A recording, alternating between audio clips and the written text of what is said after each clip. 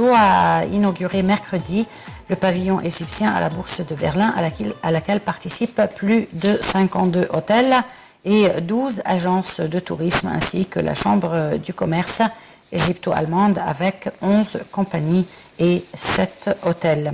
Tamer Morzouk, le directeur du bureau touristique à Berlin, a déclaré que la délégation égyptienne qui participe aux activités de la Bourse de Berlin œuvre à profiter de l'événement pour promouvoir le tourisme en Égypte. Il est à noter que l'Égypte participe cette année aux activités de la Foire internationale de Berlin, la ITM, comme partenaire culturel. 187 pays participent à cette exposition représentant les agences du tourisme et les services présents dans le secteur du tourisme. Pour parler de tout cela en plus de détails, nous avons le plaisir d'avoir avec nous Antoine Youssef, expert en tourisme. Bonjour. Bonjour. Alors ma question, est-ce que tous ces événements-là donneront un coup d'envoi au tourisme? Ça aide, bien sûr. Donc, Berlin, cette foire, c'est peut-être la plus grande du monde, ou une des plus grandes du monde. Donc la présence de l'Égypte, un pays touristique important, la présence est très importante. Il faut qu'on soit là, il faut qu'on soit toujours présent. Mais à quel niveau ça va aider, à quel niveau ça va pousser le tourisme en Égypte? Alors ça, c'est une autre grande question. Mais la présence est très importante, il faut qu'on soit là, on a toujours été. Mais il y a beaucoup d'autres choses parallèles qu'il faut faire avec, bien sûr, cette présence dans la bourse. Monsieur Antoine Youssef, est-ce que on entend récemment que l'Égypte accueille tous les jours de nouveaux groupes touristiques. Alors, ce ne sont pas nombreux, mais est-ce que vous voyez que c'est un signe de l'amélioration de la situation? Bon, bien sûr, un touriste qui vient, c'est bien. Mm-hmm. Mais l'amélioration, ça, il faut faire des statistiques, il faut voir à quel niveau ça augmente, etc. Je ne pense pas qu'il y ait une amélioration dans la situation, soyons francs. Mm-hmm. Il faut qu'on voit vraiment la situation telle qu'elle avec toute transparence pour qu'on puisse vraiment régler le problème. Non, je ne crois pas que ça améliore beaucoup les choses. On est censé être en pleine saison. On est en mois de mars. Mm-hmm. Les vacances de Pâques pour les Occidentaux, mm-hmm. c'est dans les semaines dans lesquelles nous sommes et dans mm-hmm. les semaines qui viennent. Théoriquement, autrefois, je dis autrefois parce que bon, ça fait maintenant, ça fait loin, hein, ça fait depuis 2000 jusqu'à 2010-2011, les mois de mars, avril, février, mars, avril, c'était les mois les plus hauts en tourisme. On était presque à même plus que 100% d'occupation dans les hôtels, etc. Donc non, vraiment, on est dans cette situation très critique. Oui, il y aura des groupes qui viennent, il y a des groupes qui viennent, mais quel nombre, quel pourcentage, c'est vraiment minime, hein, c'est pas du tout ce que nous espérons. Et non, je ne crois pas que ça donne des indications d'amélioration. Non. Et à votre avis, qu'est-ce qu'on peut faire pour que la situation s'améliore? Bon, il y a beaucoup de choses à faire. Il faut, on me dit toujours dans tous les domaines qu'il faut penser autrement. Moi, personnellement, je vois que le moyen le plus facile et le plus rapide à relancer le tourisme de nouveau, c'est qu'on fait nous-mêmes la concurrence. C'est-à-dire, je parle sur le plan marché. Un des gros problèmes du tourisme, c'est l'aérien. La compagnie nationale égyptaire, ça ne représente que 5 à 10% des fois du transport aérien pour le tourisme égyptien. Mais surtout, on a un tourisme qui est basé sur les charters. Et puis on a laissé le tourisme aussi dans la main des grands tours opérateurs occidentaux. Ceux-ci, ils font leur charter. Ceux-ci, ils font leur azalotement en Égypte. Et c'est comme ça que ça... Aujourd'hui, tous ces grands tours opérateurs, ils ne veulent pas venir.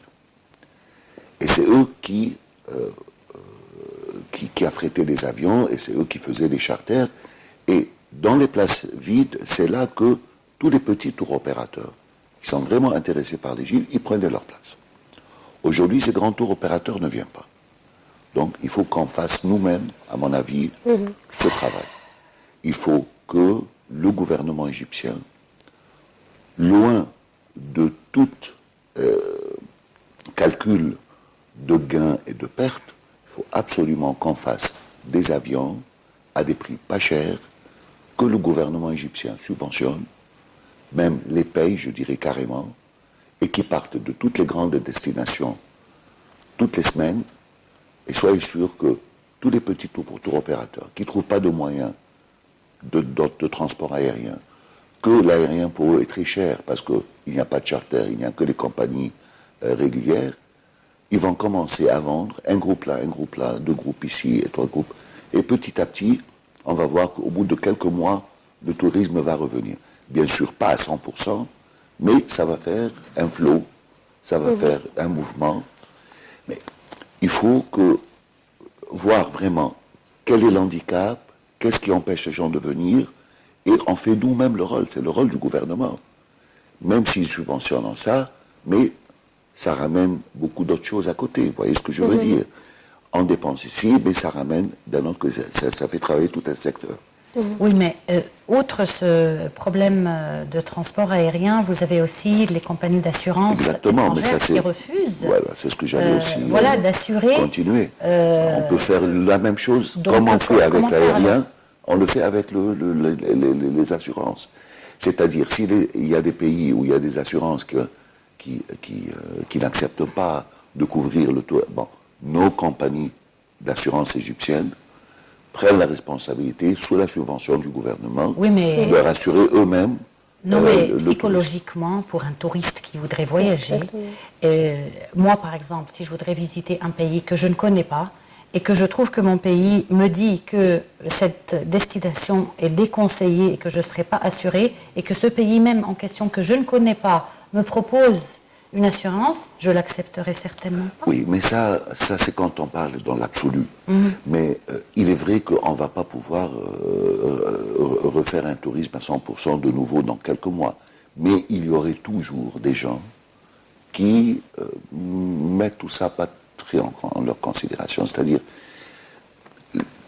la preuve c'est qu'il y en a qui viennent, il y en a qui arrivent. Très peu. Oui, mais peut-être que si on les encourage... Fermé à la mer Rouge ? L'histoire, c'est qu'il y a des agences de voyage qui veulent vendre l'Égypte. Mais le coût de l'assurance le coûte cher, le coût de l'aérien le coûte cher, leurs prix deviennent pas du tout concurrents. Mais si on les aide, il faut aider ces petits tours opérateurs. Un des gros problèmes que nous avons fait, des grandes erreurs que nous avons fait dans le dernier temps, c'est qu'il y a eu des tours opérateurs qui ont grandi, et nous, on s'est laissé faire entre la main de ces grands tours opérateurs. Non, il faut revenir, à mon avis, de nouveau aux petits tours opérateurs, aux petites agences de voyage. Il faut que ceux-ci, qu'on les encourage.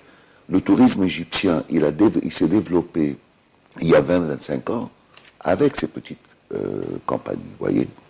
Donc aujourd'hui, il faut les aider.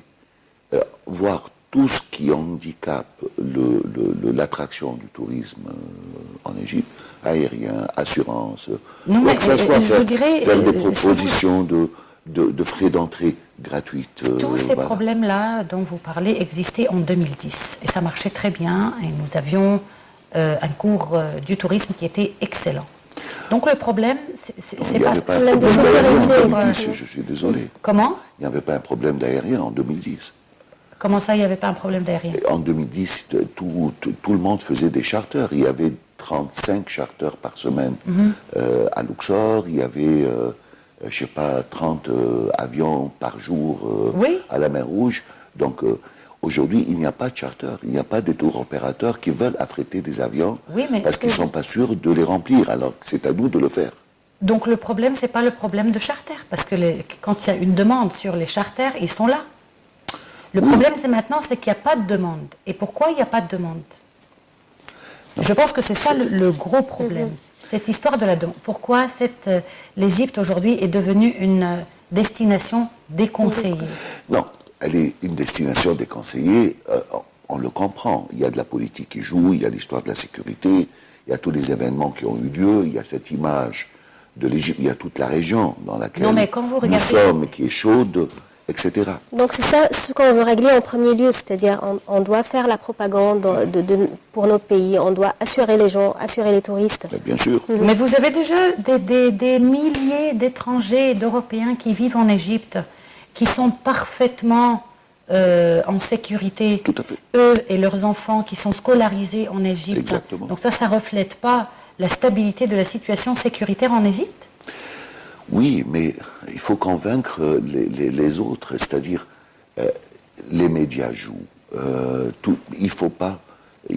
On a déjà parlé dans d'autres fois où vous m'avez invité que il faut qu'on arrête de parler du terrorisme, il faut que les médias un peu n'amplifient pas les choses. Tout ça, c'est des choses qu'on a toujours dit, qu'on a toujours répétées, on est tous d'accord dessus. Mais moi, de quoi je parle, c'est sur le plan technique. Il faut aujourd'hui, étant un secteur, la pratique pour faire travailler le secteur. Je reviens à l'histoire des charters. Oui, en 2010, il y avait des charters. Mais il y avait des charters. Pourquoi? Parce qu'il y avait la demande. Oui, mais aujourd'hui, qu'il n'y a pas la demande, donc il n'y a pas les charters. Mais alors, celui qui veut venir, il ne trouve pas de moyen de venir. Il faut que nous lui proposons ça. Vous voyez ce que je veux dire? Les tours opérateurs, autrefois, ils faisaient un avion toutes les semaines. Un avion de 150 places. Bon. Il a des clients, on va dire clients, des touristes, pour 100 places. Les 50 places, qu'est-ce qu'il va faire avec? C'est les petits tours opérateurs qui vont les acheter. Aujourd'hui, les petits tours opérateurs, ils n'ont pas les 50 places parce qu'il n'y a pas de charter du tout. C'est à nous de leur proposer ces moyens de transport, ces moyens d'assurance. Les hôtels, on a la place, avec beaucoup de promos, avec... Il faut qu'on fait travailler le secteur à tout prix. Mm-hmm.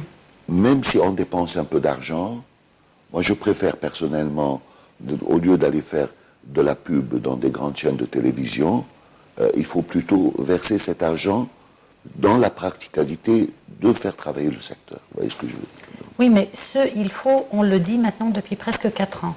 Oui. Et rien de concret n'a été pris sur ce dossier-là. Oui, malheureusement. Remarquons que plus d'1 million de personnes travaillent dans le secteur du tourisme. On commence à avoir vraiment de sérieux problèmes maintenant à cause de l'arrêt de ce secteur. Mais bien sûr, on est donc d'accord. quand est-ce qu'on va le voir se transformer en... Mais ça, il faut une volonté. Il faut une volonté gouvernementale. Il faut que le gouvernement pense d'une façon politique, pas technocrate. Il faut voir, il faut changer la façon de penser. Mais on a l'impression de toutes les manières... On a un autre problème, si vous me permettez. Et si le tourisme revient, soyons francs, on va affronter un autre grand problème. C'est qu'après 5-6 ans d'arrêt de ce secteur, ceux qui travaillent et les experts dans ce secteur, qui se sont trouvés pendant 5-6 ans en chômage, il y a beaucoup qui ont quitté le secteur. Maintenant, quand le secteur revient, ou le tourisme revient, il y a beaucoup de la main-d'œuvre expérimentée. Elle n'est plus là. Et on doit refaire la roue de nouveau. Il faut de nouveau. On aura des problèmes de service. Déjà, il y a une décadence extraordinaire dans les services et les prestations présentées. Et puis, on aura un problème de personnel, un problème d'experts, un problème de... C'est très compliqué la situation dans laquelle nous sommes. Mais il faut qu'on arrête de dire qu'elle est compliquée et de dire qu'on est en catastrophe. Il faut vraiment agir, il faut travailler, il faut bouger. Non, et il faudrait aussi que le tourisme soit l'une des priorités de l'État. Je pense qu'à l'heure actuelle, où vraiment le pays a besoin de devises étrangères, le tourisme devrait être à la tête des priorités. Oui, bien sûr, les devises étrangères, le problème du dollar, il y aurait du tourisme, ça aurait aidé beaucoup dans la situation du dollar actuellement. Pas seulement ça. Imaginez-vous qu'il pourrait y en avoir un petit paysan qui a une petite parcelle de terrain, qui cultive des tomates, mais ces tomates sont vendues pour un fournisseur, pour des hôtels. Donc lui qui est totalement loin du tourisme, il est influencé par l'arrêt du tourisme parce qu'il ne trouve plus le client à qui vendre ses tomates. C'est un secteur qui fait travailler tous les secteurs du pays. Monsieur Antoun, on va parler de nouveau de la bourse de Berlin. Oui. Comment est-ce qu'on peut profiter d'un événement pareil ou de n'importe quelle exposition de ce genre pour faire la propagande et faire une campagne pour le développement et le retour et le relancement du tourisme en Égypte? Bien sûr, la bourse de Berlin, c'est très important. C'est le point de rencontre de tous les opérateurs du monde. Donc un événement annuel que tout le monde attend, donc qui travaille dans le secteur dans le monde entier. Chaque pays essaye de proposer toutes les attractions touristiques qu'il a, tous les moyens qu'il a, etc. Donc la présence de l'Égypte est très très importante. Il faut qu'on soit présent, on a toujours été. Il faut qu'on soit présent dans tout type de foire comme Berlin, pas seulement Berlin. Il ne faut pas arrêter de faire la propagande, il faut toujours rappeler que l'Égypte est là. L'Égypte, depuis des milliers d'années, elle est là, elle sera là. C'est un pays attirant. Il y a toujours le rêve d'aller en Égypte. Alors comment le faire? Comment les participants peuvent le faire, peuvent rassurer les touristes de la situation? Il faut travailler sur la situation. C'est-à-dire il faut leur expliquer que malgré qu'il y a des événements qui se passent de temps en temps, mais il faut dire quand même la vérité que le nombre d'événements négatifs et les incidents, les actes terroristes, ça a beaucoup diminué. Ça devient maintenant vraiment minime. Il faut rappeler que la zone dans laquelle nous faisons la guerre contre le terrorisme, c'est une zone très limitée à la frontière nord-est et que c'est totalement loin des zones d'attraction touristique. Il faut rappeler que les zones touristiques, il n'y a rien qui se passe et que ça vit d'une façon tout à fait normale. Luxor, Assouan, Hurghada, Sharm el-Sheikh, aussi bien que le Caire, qu'Alexandrie, vous voyez, il y a pratiquement rien qui se passe. Il faut bien expliquer que malgré que la zone autour de nous, elle est chaude, mais l'Égypte, c'est un pays qui a pu dépasser tout ça, qui a pu rester un pays bien uni. Il a pu se débarrasser donc des extrémistes qui ont essayé à un moment donné de mettre la main dessus. Il faut vraiment amplifier tout ce que nous avons fait. Et c'est beaucoup ce que nous avons fait, hein. C'est pas négligent, mais il faut bien expliquer tout ça. Il ne faut pas laisser des petits incidents ou même, c'est grave ce qui s'est passé, par exemple, aux jeunes Italiens, c'est grave ce qui s'est passé, l'histoire de l'avion russe, bon, bien sûr, c'est grave, mais il faut toujours montrer le côté positif à côté du côté négatif.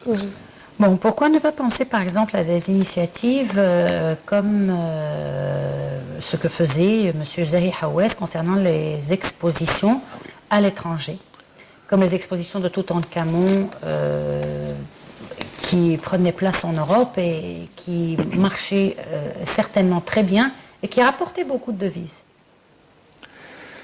Bon, là je serai d'accord avec vous sur un côté, mais pas tout. C'est-à-dire, moi personnellement, je suis contre exporter ou faire sortir nos trésors et les exposer à l'extérieur. Pour beaucoup de raisons. Premièrement, je préfère que les touristes viennent les voir ici. Deuxièmement, il y a toujours des risques sur ces trésors. Mais par contre, je suis totalement avec ce que faisait Zahi Hawass. Zahi Hawass a été peut-être le seul ministre d'Antiquité ou chef de service d'Antiquité qui a pu faire de l'archéologie égyptienne et des monuments égyptiens un événement mondial. C'est là qu'il faut travailler. Mais toujours on dit que les événements culturels sont des fois beaucoup plus importants à attirer le tourisme que les événements touristiques. Bien sûr. Alors, il est vrai que quand on a une découverte, il faut travailler dessus. Il faut vraiment, même si des fois on cache la découverte, jusqu'au moment où il en faut, et avec une vague médiatique, on lance ça. Il faut qu'on essaye que tout le temps, sur les télés du monde entier, dans les bulletins d'information, qu'il y ait quelque chose de positif sur l'Égypte. Des découvertes archéologiques, des événements culturels, je ne sais pas, un festival de cinéma là, un festival de musique ici, hein, voilà. Mais il est vrai qu'il faut... Zahi Hawass était très brave. Il faut bouger. Et lui, il avait le talent, vraiment. Alors, Monsieur Antoun Youssef, expert en tourisme, vous êtes le bienvenu avec nous sur RNL TV International. On est en fait malheureusement parvenu au terme de notre interview et notre émission. On vous remercie infiniment. C'est moi qui vous remercie pour l'invitation. Merci beaucoup Nermine. Je te remercie aussi et je vous remercie de nous avoir suivis. On se retrouve donc demain à la même heure avec une nouvelle édition de Bonjour l'Égypte et une nouvelle